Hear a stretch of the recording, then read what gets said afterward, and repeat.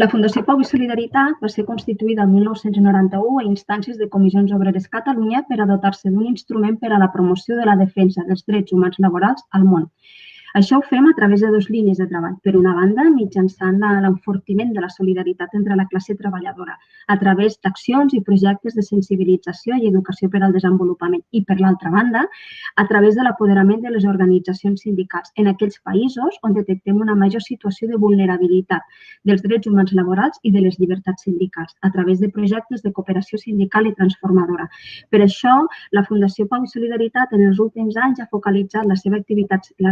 de cooperació internacional a Colòmbia. La Confederació Sindical Internacional ha definit Colòmbia com un dels 10 països més perillosos del món per a la classe treballadora i el moviment sindical,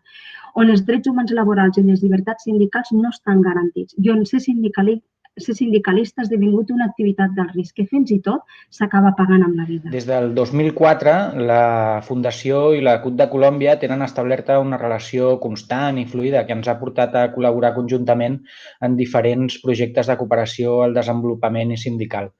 Durant aquests anys, les línies de treball i els projectes duts a terme han estat molt diversos i actualment es concreten bàsicament en la defensa dels drets humans laborals i les llibertats sindicals, l'exigència en el respecte dels drets humans per part de les empreses transnacionals, en la recuperació de la memòria històrica del moviment sindical com a víctima del conflicte a través de la participació en els mecanismes de justícia transnacional endegats a partir de l'Acord de Pau de 2016, com la Comissió d'Esclariment de la Veritat i la Jurisdicció Especial per la Pau,